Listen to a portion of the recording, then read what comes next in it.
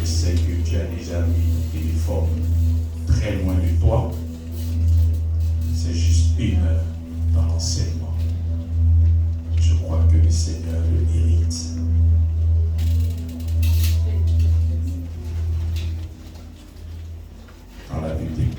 l'ordinaire dans tel pavis vaut mieux que 1000 à l'heure. Ça ne soit pas seulement un slogan, mais une réalité. On le dit, mais en réalité, ce n'est pas ce qui est là. Amen. Nous lui accordons tout notre temps pour ce message. Amen. Amen. Bonjour. Vous êtes bénis à l'extrême. Amen. L'apôtre prodigue la joie. Que la grâce et la paix nous soient multipliées. C'était très important, voilà pourquoi lorsqu'il commence un livre et lorsqu'il termine, il dit que la paix et la grâce, parce que c'est la chose la plus importante. C'est ce qu'il a reçu du Seigneur. Et c'est ce dont nous avons besoin pour triompher dans ce monde. La grâce et la paix. Amen. Amen. Alléluia. Les bénédictions en Christ. Toutes les bénédictions en Christ. Et c'est comme ça que le dimanche dernier, nous avons développé sur 2 ans. Et ça m'a fait moi-même beaucoup bien. Pourquoi? Parce que je comprends parfaitement que l'évangile, c'est toujours le passé et le présent. Ce qu'il a fait pour nous et ce qu'il a fait en nous. Ce qu'il fait maintenant, c'est très important d'avoir ces 2 ans. Ce qu'il a fait pour nous, il est mort à la croix, enseigné, frappé, chipoté. Tout ça pour produire quelque chose. Donc d'une manière égale, lorsqu'il te donne quelque chose, ce n'est plus un vol. Tu peux l'utiliser normalement. Donc tout ce qu'il a fait, c'est pour nous bien. Et quand il nous donne, nous jouissons maintenant de tout ce qu'il a fait. Nous avons chapeauté ça par la partie légale, tout ce qu'il a fait. Ce qui va produire après la partie légale. Le Seigneur te donne quelque chose. Et lorsque tu reçois, il t'a donné légalement. Lorsque tu es conscient de ce don et que tu l'utilises, c'est la partie vitale. Amen. En dehors de lui, il n'y a pas de bénédiction. Enfin, il n'y a pas de vraie bénédiction. Chacun de nous, d'une manière ou d'une autre, dans sa famille, a forcément connu ça. Une personne qui est allée à l'école, il a travaillé. Et lorsqu'il a eu maintenant un boulot, la mort vient l'enlever. Ah, ils l'ont tué. Ah, ils ont fait ci, ils ont fait ça. En dehors de Christ, il n'y a rien de stable. Donc tu peux avoir certaines bénédictions, mais ça sera une bénédiction illusoire, parce qu'elle n'est pas stable. Mais en Christ, nous avons cette stabilité. Cette stabilité. Tu bâtis quelque chose, tu bâtis sans Christ, tu bâtis. Et arrivé au bout, tout s'écroule. En dehors de lui, il n'y a pas de vraie bénédiction. Tu pourras tomber sur le charme de quelques bénédictions que certaines personnes se targuent d'avoir. Mais lorsque tu vas en profondeur, ces bénédictions-là ne sont pas stables. Ça ne tient que sur des petits profits. C'est en Christ que nous sommes bénis. Et cette bénédiction-là est très stable. Voici un peuple, le peuple juif. Dieu leur promet une bénédiction. Il dit cette terre sera à vous. Il parle de Canaan. Donc il y avait déjà les Amalécites, les Hétiens, les Jébusiens. Il y avait plein de personnes qui occupaient cette terre. Mais lorsque le Seigneur promet à ses enfants, ça devient inégal. Toi qui occupes le moi. Lorsqu'il donne à ses enfants, puisque c'est à lui toute Donc maintenant que toi tu es sur cette terre, ça devient inégal. Pourquoi? Parce qu'il a donné à quelqu'un d'autre. Et tu ne pourras que décamper avec la force, avec les guerriers qu'ils avaient. Je crois même quand Moïse a envoyé les 12 personnes pour aller inspecter le coin, les 10 sont venus. Mais pourquoi le Seigneur est venu pour nous tuer? Mais les gars là, ils vont nous broyer. Caleb et Josué pour donner un autre verdict. Si le Seigneur nous est favorable, toi la question ne se pose pas. Lorsque tu es en Christ, c'est déjà favorable pour toi. Donc tout ce que le Seigneur a dit te concernant est vraiment pour toi, mon frère. Il faut le croire du très fond de ton cœur. Parce que si tu ne crois pas, tu ne pourras pas alors jouir de cette partie vitale. Il faut déjà croire que d'une manière légale, Dieu t'a donné. Et c'est comme ça, même quand tu as cette approche et que tu reviens dans l'Ancien Testament et que tu lis certaines parties de la Bible, mais tu dis en réalité, mais ce jeune homme, ce n'est pas un voleur. Longtemps, on a traité Jacob de voleur, n'est-ce pas? Mais lorsque son frère Isaïe est quitté au champ, il avait faim. Il a demandé la nourriture à son frère. Il dit, si il te donne, tu me donnes ton doigt d'aînesse. Il a dit, je ne fais quoi avec le doigt? Mais vas-y, prends. Mais il lui a donné ça d'une manière. Maintenant, concernant la bénédiction, tu veux être le premier. Mais tu es le premier depuis quand? Tu n'es plus le premier, puisque c'est moi maintenant qui suis devenu ton aîné. Donc, d'une manière légale, il a réceptionné des mains de son frère. Alors vient la partie là. C'est lui qui va profiter des bénéfices de la bénédiction de l'ennemi. Et c'est ce qui s'est passé. Donc à chaque fois que nous avons une approche concernant Christ et ce qu'il a fait, notre entendement par rapport à la parole de Dieu change. C'est comme ça que la Bible déclare qu'un voile est jeté sur le regard lorsqu'ils font la lecture de l'Ancien Testament. Mais ce voile-là est ôté. Hein? À quel moment? En Christ. Hein? En Christ. Lorsque nous sommes en Christ, ce voile-là, il est. Bien-aimé, s'il y a une chose dont tu dois être sûr, c'est que toutes les bénédictions qui sont en Christ sont stables et non instables. Lorsque nous avons des difficultés, ça et là, des problèmes par rapport à l'argent, des problèmes par rapport aux factures, des problèmes, ça et là, nous avons tendance à croire dans notre esprit que les bénédictions en Christ ne sont pas stables. Mais il n'y a pas une erreur plus grave que celle-là. Lorsqu'il y a des choses qui tardent, lorsque le mariage n'est pas manifeste, lorsqu'il y a comme un goût d'inachevé dans ta vie, ton esprit te donne à croire d'une manière ou d'une autre que les bénédictions en Christ sont instables. Ça dépend de Dieu qui te donne. Non, toutes les bénédictions se trouvent en Christ. Donc si tu es en Christ, il n'y a pas de raison qu'il y ait encore un tri par rapport à la bénédiction. Tout se trouve en lui. Et lorsque tu te trouves en lui, il n'y a pas de raison qu'il n'y ait pas de bénédiction. C'est en cela que la Bible dit en Christ. Quand il dit en Christ, c'est une position. C'est à cause du travail qu'il a accompli que toi tu es béni. Voilà pourquoi on dit que vous êtes bénis de toutes sortes de bénédictions en Christ. Pourquoi en? C'est à cause du travail qu'il a fait lui, pas à cause de toi.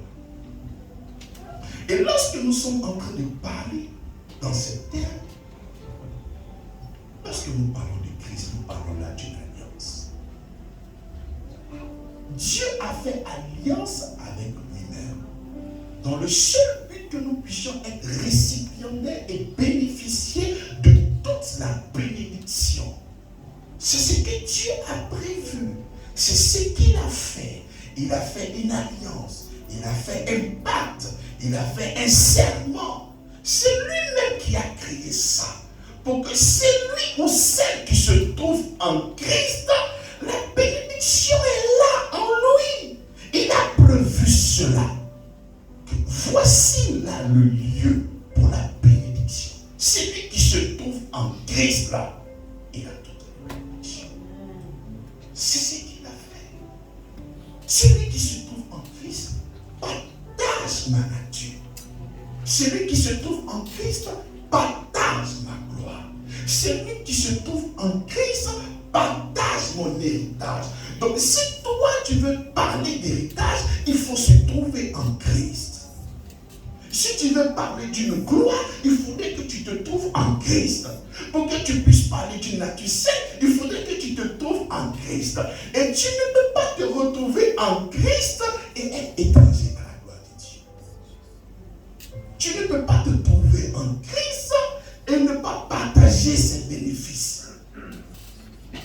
La Bible déclare que si vous êtes un fils, vous êtes aussi héritier et co-héritier avec Christ.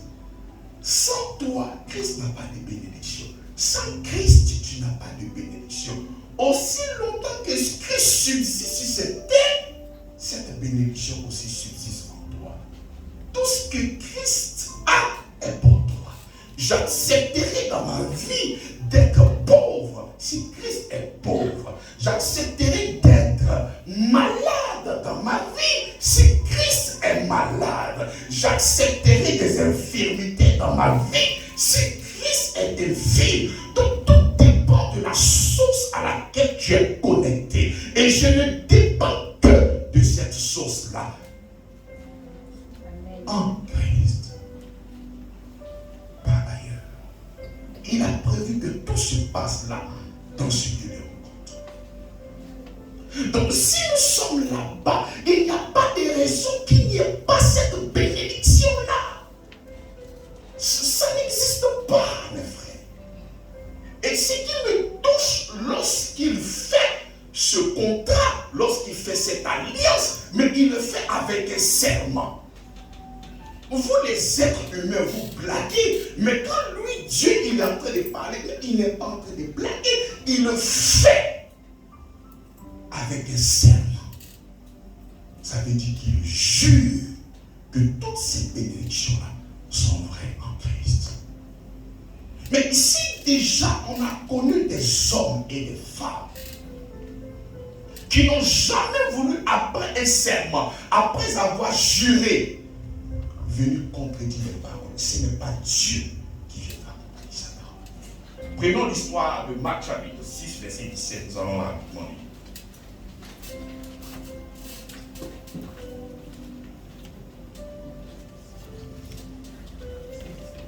Marc 6, 17.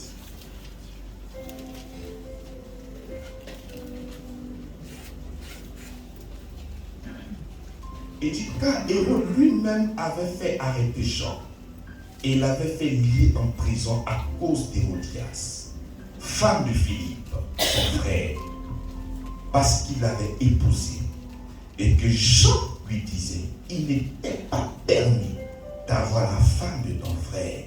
Hérodias était très irritée contre Jean et voulait le faire mourir. Mais elle ne le pouvait pas, car Hérode craignait Jean et connaissant pour un homme juste et saint, et le protégeait. Et après l'avoir entendu, il était souvent perplexe et l'écoutait avec plaisir. Cependant, un jour propice arriva, lorsque Hérode, à l'anniversaire de sa naissance, donna un festin à ses grands, aux chefs des militaires, aux principaux de la Galilée. La fille d'Hérodias entra dans la salle, elle dansa et plut à Hérode et à ses convives.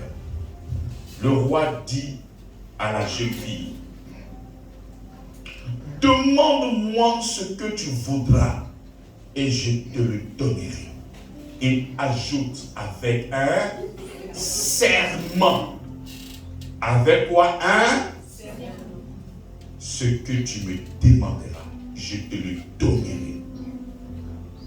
Fût-ce la moitié de mon royaume. Étant sortie, elle dit à sa mère, que demanderai-je? Et sa mère répondit, la tête de qui? De Jean Elle s'empressa de rentrer aussitôt vers le roi et lui fit cette demande. Je veux que tu me donnes à l'instant sur un plat la tête de Jean-Baptiste. Le roi fut attristé. Le roi était capable de partager la moitié de son royaume. Et il n'avait pas avec lui.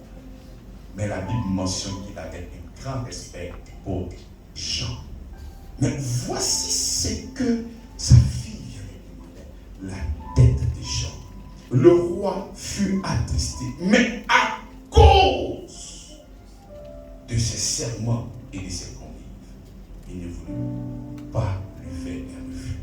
À cause de quoi? Du serment. Donc si un homme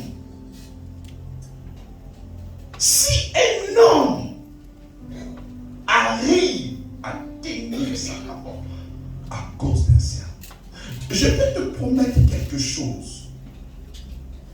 Je peux changer d'avis.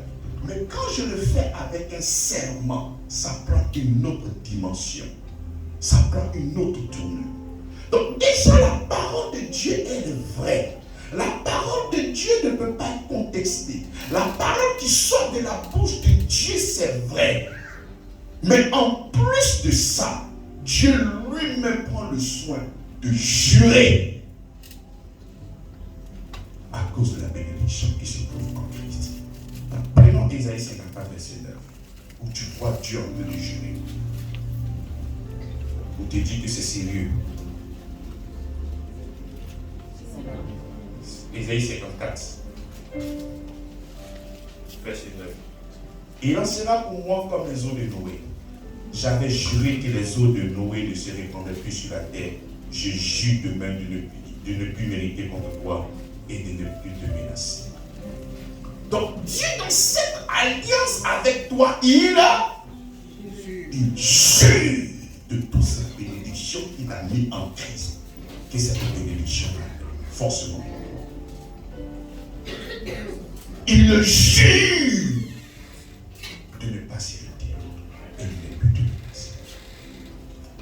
Donc si le Seigneur, si un homme a pu tenir,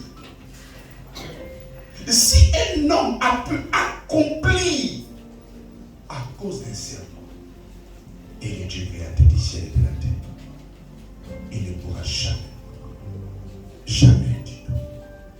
D'abord, et quand il dit que cette bénédiction se trouve en Christ, il n'y a pas de raison que tu puisses te trouver en Christ. Il n'y a pas de raison que tu puisses être en Christ et ne pas bénéficier de toutes ces grâces, de toutes ces bénédictions qui sont en lui.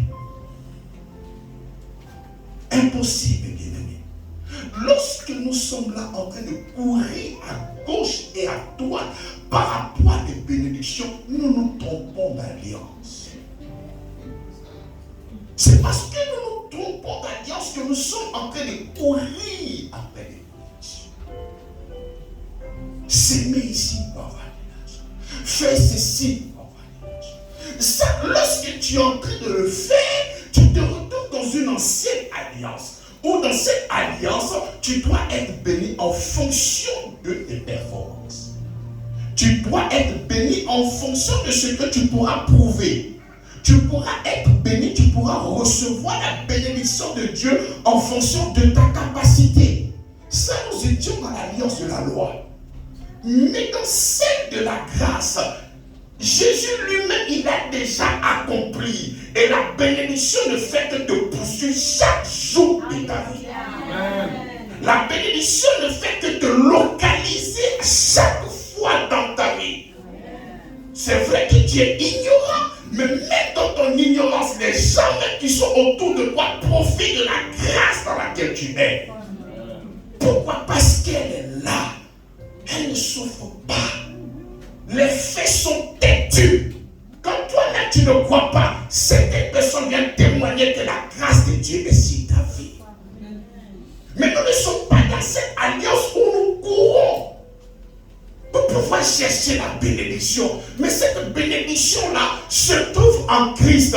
Et cette bénédiction-là a un mandat. C'est de localiser toutes ces personnes qui se trouvent en Christ pour les scandaliser, pour les victimiser.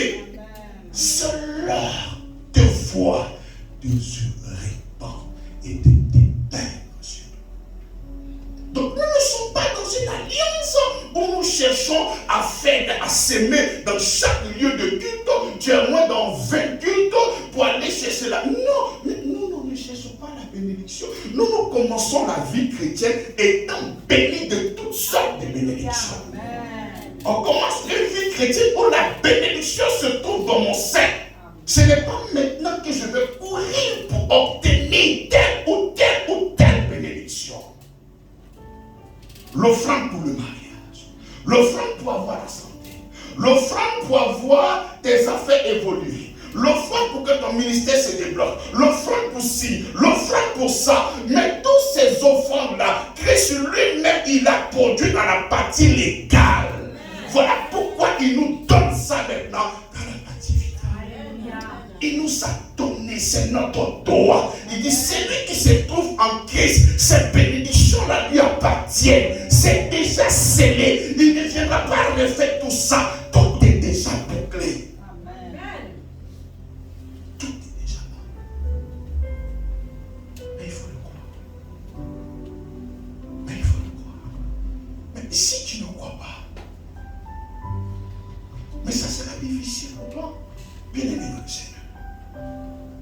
Mais si tu ne crois pas, ça sera difficile pour toi. Bien aimé, il est très important. Il ne faudrait pas que vous soyez dans l'ignorance. Et concernant les bénédictions qui sont en Christ, elles sont immenses. C'est exagéré. On doit même abuser de cette grâce-là. Parce qu'elle est là. Elle est remplie. La Bible déclare que nous recevons de sa plénitude. Grâce pour grâce. C'est là. C'est pour toi.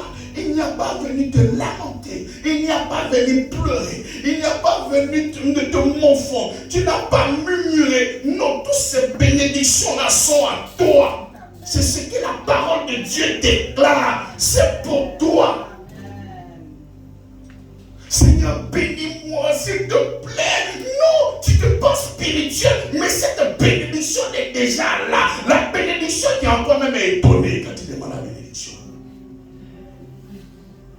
Mais quelle autre bénédiction veux-tu? Parce que la source de la bénédiction se trouve en toi. Et toi, tu viens demander, Seigneur, bénis-moi. Mais quelle bénédiction veux-tu alors que la source même de cette bénédiction se trouve en toi? Son siège, c'est ton esprit. Amen. Pourquoi venir pleurer pour des bénédictions qui sont déjà à toi? C'est une question de position. Soit je suis en Christ, soit je ne suis pas en Christ. Mais je ne peux pas être en Christ et venir demander pardon. Celui qui n'est pas en Christ, qui demande pardon, je peux comprendre. Ce n'est pas une question de pardon, mais c'est une question de position. Mais je peux comprendre sa démarche. Mais toi, tu es en Christ et tu viens demander pardon. Quoi le pardon? La Bible a dit, celui qui demande pardon recevra la bénédiction. Hein? Mais pourquoi nous voulons et nous avons cette capacité de transformer ce que la parole de Dieu déclare sur notre vie? Pourquoi?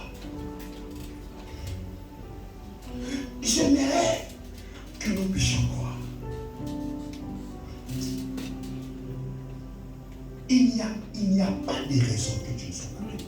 Mais déjà quand Dieu même va créer l'homme, la première parole que l'homme va entendre lorsqu'il va commencer son humanité, c'est-à-dire quand Dieu finit de créer l'homme, la première phrase que l'homme va entendre, c'est-à-dire ce qu'il va entendre pour la première fois lorsqu'il est créé, c'est la bénédiction. Prenons.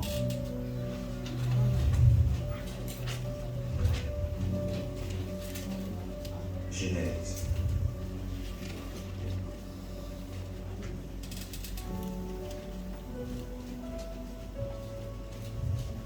Verset 7. Dieu créa l'homme à son image. Il le créa à l'image de Dieu. Il le créa. homme et la femme. Dieu les bénit et Dieu leur dit, soyez féconds.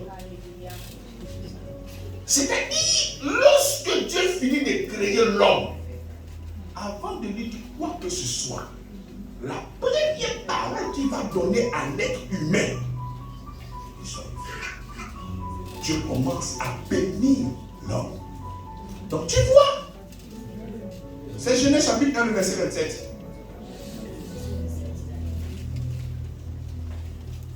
Je réponds. Dieu créa l'homme à son image. Il le créa à l'image de Dieu. Il créa l'homme et la femme. Verset 28. Dieu les bénit. Quand il a fini de créer l'homme, qu'est-ce qu'il a fait? Il les a bénis. Amen. Donc après la création, la première des choses, c'est la bénédiction. C'est la même manière que lorsqu'il a fini de te créer en Christ, la première des choses qu'il a déposées en toi, c'est la bénédiction.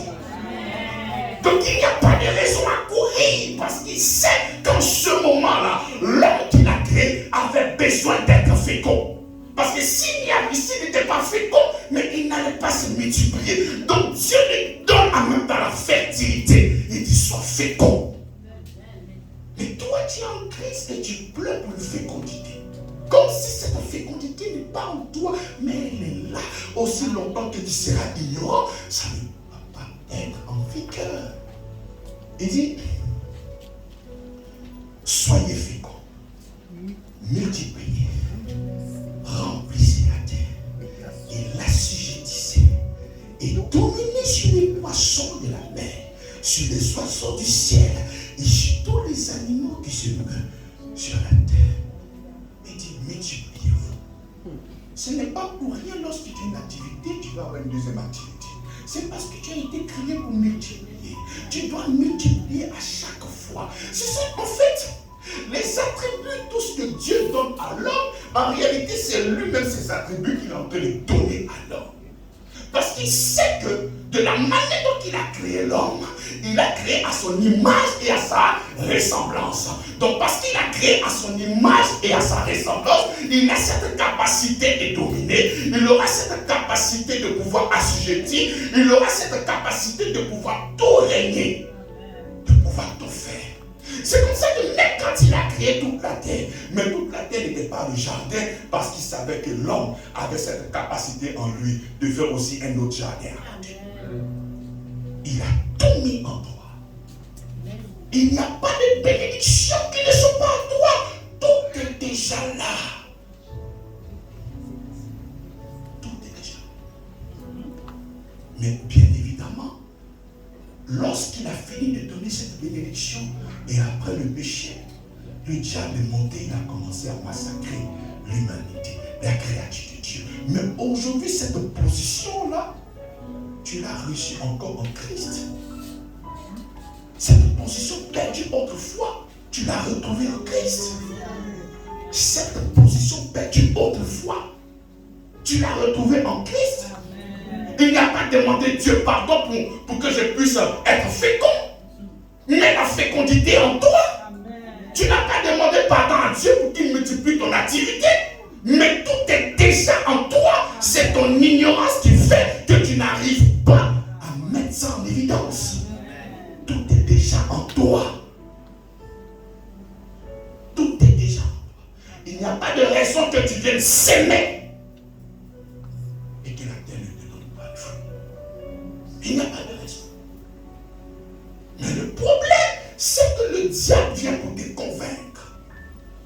Bien-aimé dans le Seigneur, vous devez savoir une chose.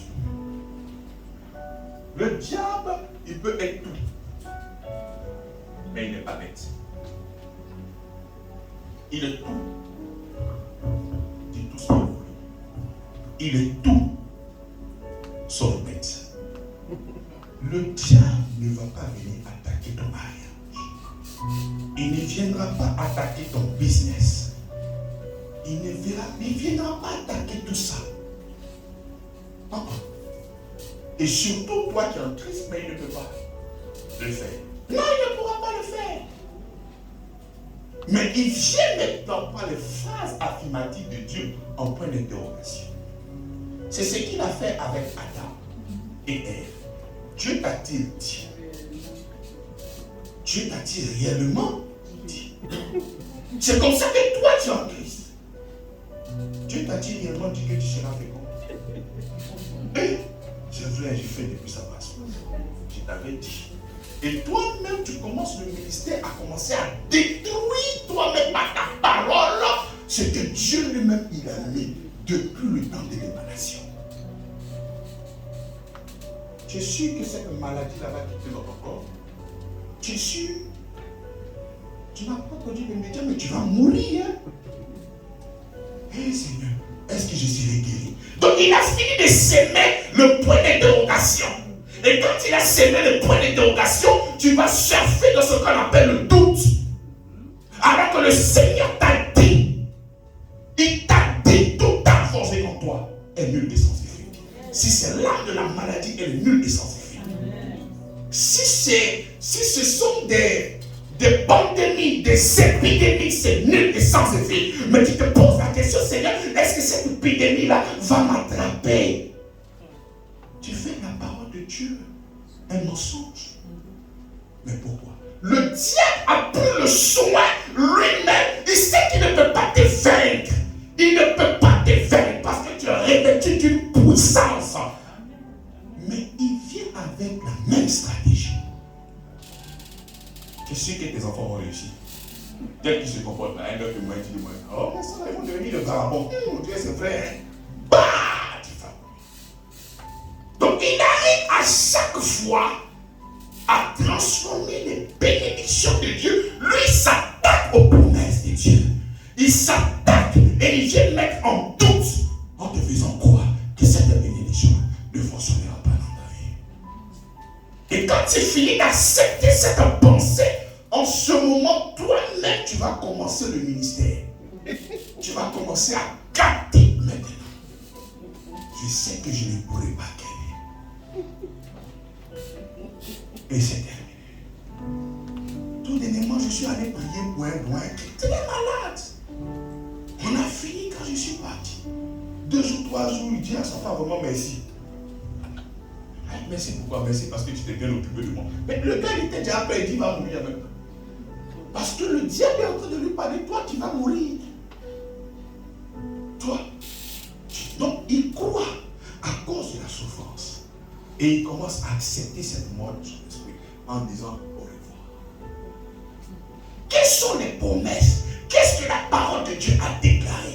Qu'est-ce que la Bible dit te concernant? Quelles sont les promesses qui sont en Christ? Ces bénédictions-là, mais qu'est-ce qu'elles te disent? Tu vas croire ce que la parole de Dieu déclare ou tu vas croire ce que l'ennemi essaie de te distiller dans ton esprit? Tu crois en quoi? Tu crois en quoi? Prenons Éphésiens chapitre 1, verset 17.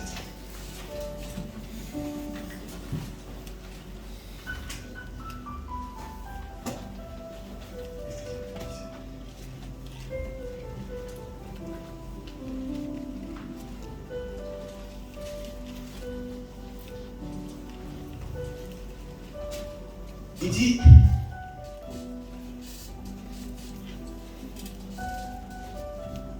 je ne cesse de rendre grâce pour vous, faisant mention de vous dans mes prières. Éphésiens chapitre 1 à partir du verset 16. Afin que le Dieu de notre Seigneur Jésus-Christ, le Père de gloire, vous donne un esprit de quoi? Je dis que parmi les enfants de Dieu, le premier enfant de Dieu, c'est une femme. Parce qu'on commence par la sagesse. Si tu n'as pas la sagesse de comprendre, c'est là que le diable viendra te mentir. C'est là que le diable viendra mettre tout en eux, dans le but que tu puisses douter de la parole de Dieu. Alors que la Bible déclare que l'évangile est pour le salut de quiconque croit. Donc si le diable veut attaquer une personne, il va attaquer l'évangile. Il va venir faire un évangile contrefait. Il va venir te dire des choses qui ne concernent pas la parole de Dieu. Comment toi tu es en Christ? On vient te dire qu'il y a ceci qui va te tuer et tu commences à prier, Seigneur, la Sinon, la Bible déclare que ta vie est cachée en Jésus-Christ. Et tu ne peux pas craindre l'ennemi.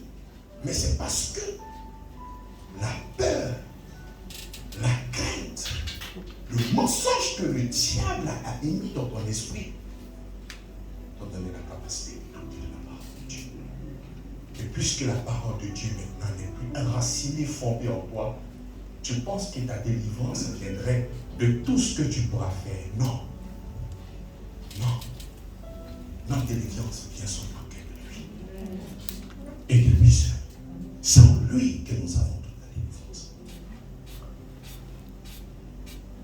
Vous donne un esprit de sagesse et de révélation dans sa connaissance et qu'il illumine les yeux de votre cœur pour que vous sachiez quelle est l'espérance qui s'attache à son appel. Mais il faudrait que tu saches, la première des choses que tu dois savoir, c'est quelles sont l'espérance qui s'attache à ton appel. Maintenant que je suis devenu un enfant de Dieu, mais qu'est-ce qui me concerne? C'est ça que tu dois savoir. Parce que lorsque tu le sauras, lorsque tu es informé, lorsque tu es conscient de ta bénédiction, lorsque quelqu'un viendra te dire, un menteur, le diable viendra te donner un autre verdict, tu dis, écoute, tu es un menteur. Je sais que ça, c'est mon héritage. Ça m'appartient. Et lorsque tu connais la vérité, il ne peut que fuir. C'est comme ça qu'il a fui devant notre Seigneur Jésus-Christ. Il ne pouvait pas tenir. Lorsque tu es plus fort que lui, le diable vient toujours avec la ruse pour te vaincre. Il ne viendra pas avec la force, parce que sa force est inférieure. La Bible déclare que l'esprit que nous avons reçu est supérieur à l'esprit qui est dans ce monde. Donc il ne peut pas t'attaquer. On ne peut pas faire opposition de force parce qu'il est faible devant toi. Mais la seule chose qu'il pourra faire, c'est continuer à te mentir. Voilà pourquoi quand le Seigneur Jésus-Christ vient, quand vous allez dans d'autres églises, il y a comment on appelle, il y a Sirène des eaux, il y a Mami Wata, il y a Sabo, il y a Génie. Mais Dieu dit c'est un menteur. C'est comme ça qu'il va parler du diable. Il dit c'est un menteur. Vous nous attribuez que vous avez trouvé Mami Wata, Sirène des eaux, Marie de nuit. Il n'est pas dans ce genre de définition. Il dit le diable c'est qui? Il dit il ment.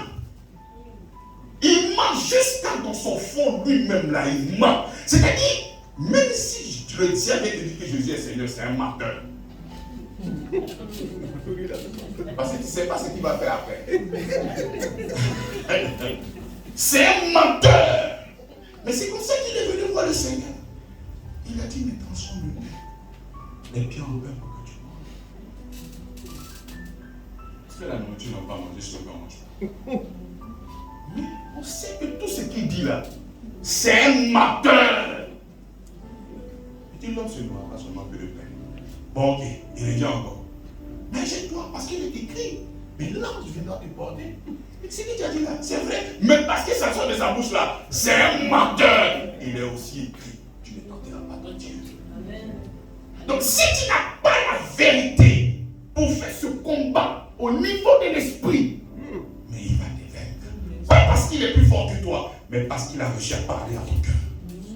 Au lieu de suivre l'évangile, tu ne suis pas l'évangile, tu suis sa parole. Et c'est ce qui s'est passé dans le jardin. Au lieu de suivre la parole de Dieu, nous sommes venus écouter la parole du diable en devenant Dieu, alors que l'homme était déjà Dieu dans le jardin. Donc le diable viendra te dire, un homme de Dieu, je sens qu'il y a une bénédiction qui t'arrive. Dieu te demande maintenant que tu viennes s'aimer. Et que tu vas finir s'aimer, tu vas voir que les choses vont se décanter. Pasteur, ce n'est pas vrai. La Bible déclare que nous sommes bénis en Christ. Il n'y a pas quand tu viendras faire une offrande pour que la bénédiction soit active. Depuis que tu es en Christ là, la bénédiction elle est activée depuis le temps de l'émanation. Il n'y a pas de bénédiction que toi tu vas créer en dehors de Christ. Il n'y a pas d'autre bénédiction qu'en Christ. Et ces bénédictions sont légales à cause du travail de son âme, à cause de ce qu'il a produit, toi qui l'as d'une manière légale.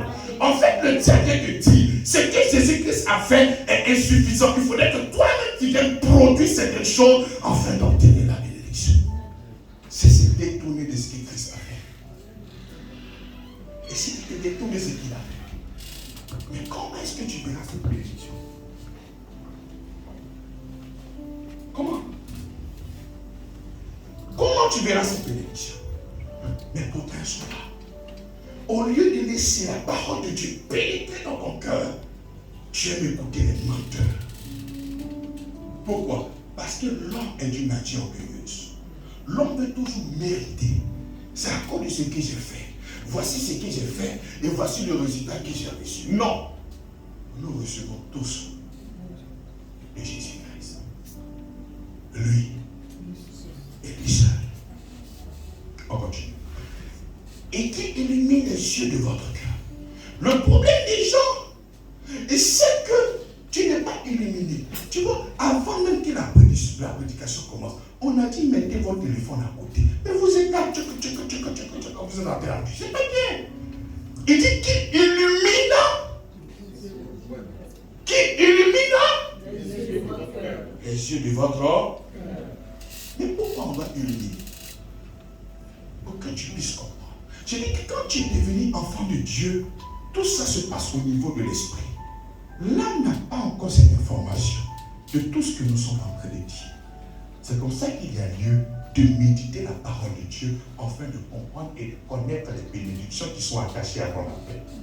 C'est comme ça que quand tu viens à l'église, le pasteur, poussé par l'Esprit de Dieu, va venir te révéler les mystères cachés en Christ. Et c'est comme ça qu'il a dit qu'il a fait des docteurs pour le perfectionnement des saints. C'est au niveau de l'esprit lorsque tu acceptes le Seigneur Jésus-Christ. Mais au niveau de l'âme, tu n'as pas encore la connaissance. Donc c'est là que nous apportons pour que vous puissiez réaliser au niveau de l'âme que toutes les bénédictions sont en Christ. Et que si je suis en Christ, il n'y a pas de raison que je ne sois pas béni. Donc, bien-aimé dans le Seigneur, avec toute la spiritualité que tu as et que tu cherches à recevoir la bénédiction, tu fais une erreur. Parce que la bénédiction, on ne la cherche pas. Elle se trouve en Christ. S'il y a quelqu'un qui est perdu, c'est toi. Ce n'est pas la bénédiction qui est perdue. Non, ce n'est pas toi qui as cherché la bénédiction. C'est elle qui te cherche, mais elle est où? La bénédiction, c'est mais elle est où, Joe? Elle a en train de faire action prophétique pour avoir la bénédiction. Donc lui-même, il te cherche, mais il te retrouve tous les jours dans des coins. Mais il faut s'en croire. Il faut recevoir. Il dit, quelle est la richesse de la gloire de son héritage qu'il a réservé aux saints? Mais le pauvre a des enfants. Les hommes riches ont des héritiers. Donc si nous disons que Dieu est notre Père, c'est parce que nous avons un héritage. Nous sommes des héritiers. Mais quel est cet héritage? Il y a lieu maintenant de vraiment se former de la parole de Dieu afin de marcher dans l'effectivité de cette bénédiction. Au nom de Jésus-Christ. Amen. Et quelle est envers nous qui croyons? Tout part de la croyance. Qui faisons quoi? Qui croyons. L'infinie grandeur de sa puissance se manifestant avec efficacité par la vertu de sa force. Il a déployé en Jésus-Christ. Il a déployé en Jésus-Christ. Il dit, et quel est envers nous qui croyons à l'infinie grandeur de sa puissance? Le problème, c'est là. Lorsque ta croyance est juste, ta vie sera juste. Lorsque ta croyance elle est fausse, ta vie sera fausse. Donc le diable, comment est-ce qu'il doit faire? Il doit venir pour te mentir, pour te tromper. Et au lieu d'écouter la parole de Dieu, tu n'écoutes pas la parole de Dieu, mais tu écoutes le mensonge qu'il est en train de te communiquer. Et puisque tu as écouté le mensonge qu'il est en train de te communiquer, c'est comme ça qu'il n'y a pas de résultat. Mais cette bénédiction est là. Elle ne dépend seulement que de l'œuvre de la croix. Et non de tout ce que tu fais. C'est en cela que lorsque nous venons même dans la prière, mais on ne vient pas dans la prière pour demander à Dieu de nous bénir. On vient dans la prière pour l'exalter et témoigner que ces bénédictions ont trouvé une place dans ton cœur. C'est de confesser ce que la parole de Dieu déclare sur ta propre vie. Mais si tu ne viens pas parler au Seigneur, acquiescer, approuver, dis ce que la parole de Dieu dit te concernant, et que toi tu dois venir dans un autre cadre pour pouvoir chercher encore la bénédiction. Mais tu fais de la parole de Dieu un livre de mensonges. Nous sommes bénis. Il ne faudrait jamais que nous puissions nous soustraire de cette connaissance, bien-aimés du Seigneur. Non, du tout. Lorsque nous sommes en paix, toutes les bénédictions sont là. Je ne sais pas quelles sont tes attentes, mais tout ce qu'il a fait, c'est pour produire des résultats en toi. Et je te donnerai les désirs de ton cœur. Il a fait ça d'une manière légale. Et lorsque tu réclames certaines choses, c'est normal que tu les aies. Pourquoi? À cause du travail de son âme. À cause de tout ce qu'il a fait pour nous à la croix de Golgotha. On n'est pas là pour demander. On n'est pas là pour demander. On n'est pas là pour murmurer. On n'est pas là pour se lamenter. On est là pour croire. Amen. Ah, il dit quoi? Il dit crois à l'infinie grandeur de sa puissance. Mais est-ce que tu crois en l'infinie grandeur de sa puissance qui est en toi? Est-ce que tu crois en cela? Est-ce que tu crois en cela? Est-ce que tu crois en cela? Le problème des chrétiens, c'est que nous ne croyons pas. On ne croit pas. Mais il faut croire en l'infinie grandeur de sa puissance, se manifestant avec efficacité par la vertu de sa force. Pas de ta force à toi, pas de ta capacité, mais de lui sa capacité. Il a déployé en Christ en le ressuscitant des morts et en le faisant asseoir à la droite dans les lieux célestes, au-dessus de toute domination, de toute autorité, de toute puissance, de toute dignité et de tout nom qui peut nommer, non seulement dans ce siècle présent, mais encore dans le siècle à venir. Il a mis sous ses pieds, il a donné au chef suprême à l'Église. Il dit qu'il a donné. Il a dit qu'il va donner. Qu'il a donné. Il a déjà donné. Il dit vous êtes bénis. Pas vous allez être bénis. Il dit vous êtes bénis. Mais pourquoi nous sommes là en train de courir comme si ces bénédictions ne sont pas réelles? Pourquoi? Mais il faut le croire dans ton cœur. Et c'est comme ça que quand tu le crois dans ton cœur, tu as cette capacité de sortir. Tu as cette capacité d'entreprendre. Tu as cette capacité de partir à gauche et à droite. Tu as une activité, tu en as une deuxième, tu en as une troisième, tu en as une quatrième. Et tu ne te reposes pas. Tu travailles parce que tu sais que Dieu bénira l'œuvre de tes mains. Mais si toi tu crois que tu es en Christ et que toi tu ne veux pas chercher du boulot, tu es assis à la maison, tu ne fais rien. Mais celui qui n'est pas en Christ, il va chercher le boulot, mais tu penses qu'il ne va pas avoir, mais il va avoir. Donc il ne faudrait pas se tromper. Lorsque tu dis que tu es chrétien, je vais m'asseoir à la maison, je vais lire ma Bible, je vais parler à l'heure du matin au soir, et puis beaucoup. La bénédiction en même temps vient. Non, sors. Je ne suis pas en train de limiter la puissance de Dieu. Je me suis retrouvé dans des conditions où je suis resté à la maison. Je ne suis pas allé prospecter. Les gens m'ont appelé. Mais je n'étais pas un homme feignant en train de dormir. J'étais occupé à faire quelque chose d'autre, à chercher à méditer la parole pour venir encore répandre cette information-là. Ici, cet évangile. Ici, je ne suis pas en train de parler des paresseux. La Bible déclare que celui qui est paresseux, mais la faim va le surprendre. Je ne parle pas de ça. Mais je parle de toutes ces bénédictions qui sont déjà en Christ. Et parce que tu es en Christ, mais tout ça est à toi. Il faut arrêter de mettre dans ton esprit ce que les docteurs t'ont dit. Il faut arrêter de mettre dans ton esprit tout ce que les gens, ton déclarer sur ta vie, mais il faudrait toujours mettre en évidence ce que Christ a fait pour toi. Il faut toujours mettre en évidence. Tu allais voir le docteur, il a mis sur un papier cancer. Il a aussi écrit sur un papier ici que par ses maîtrises nous sommes guéris. Donc, la même manière que tu prends brandir le papier pour dire que j'ai le cancer, de la même manière, tu dois aussi brandir ça pour dire que j'ai la vie en Jésus-Christ. Il faut avoir cette capacité à aussi proclamer la vie en Jésus-Christ. Mais si tu ne le fais pas, mais comment est-ce que cette bénédiction va se manifester? Comment?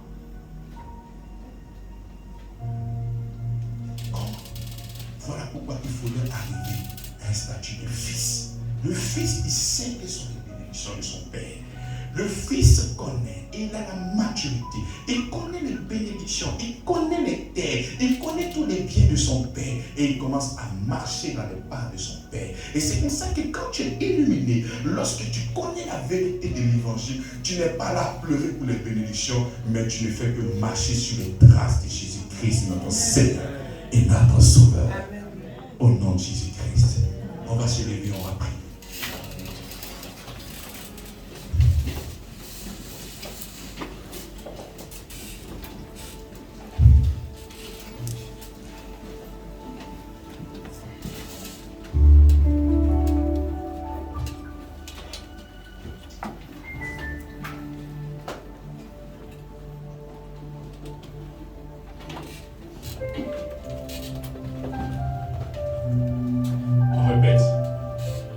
Je suis la descendance d'Abraham.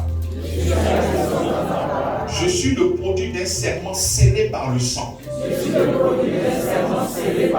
Une alliance établie entre Dieu et Christ. Ensemble, prions. Est-ce que vous avez entendu? Père, je suis la descendance. Non. Je suis la descendance d'Abraham. Je suis le produit d'un serment scellé par le sang. Une alliance établie entre Dieu et Christ. Prions le Seigneur. Père, nous bénissons ton nom pour toutes ces bénédictions. Merci pour ta grâce, Seigneur Jésus-Christ. Cette bénédiction, elle est stable. Ce n'est pas une bénédiction qui est stable. Et tu as scellé cette bénédiction par un serment, Seigneur. La Bible déclare que tu n'es pas un homme pour mentir, ni un fils de l'homme pour se repentir. Nous portons la bénédiction en nous. Cette bénédiction a été acquise. Elle est déjà en nous, elle a trouvé la place. Parce que là où Christ est installé, cette bénédiction ne peut qu'être installée. Seigneur, nous sommes là pour déclarer ces deux choses que toi-même tu as déclarées sur notre vie, Seigneur. Merci parce que nous sommes féconds. Merci parce que nous dominons. Merci parce que nous assujettissons. Merci parce que nous régnons avec toi. Nous bénissons ton nom pour ces promesses. Maintenant, nous sommes devenus des actifs en nous, Seigneur. Merci, Seigneur, pour ta grâce. Ces promesses, tu l'as promis à Abraham. Et moi, ce n'est plus une promesse, mais c'est un acquis. Et cette bénédiction est à moi. Au nom puissant de Jésus-Christ de Nazareth. Amen. J'accepte d'être pauvre. Si mon frère Jésus est pauvre. J'accepte d'être malade. Si mon frère Jésus est malade. J'accepte d'être dans la médiocrité. Si mon frère Jésus-Christ est dans la médiocrité. Je suis juste. Je suis saint. Au nom de Jésus-Christ. L'héritage de Dieu est à moi. Parce qu'il a dit, si tu es fils, c'est que tu es aussi héritier. Au nom de Jésus-Christ, nous bénissons ton nom. Nous acclamons la parole de Dieu. Merci Seigneur. Merci Seigneur. Merci Seigneur.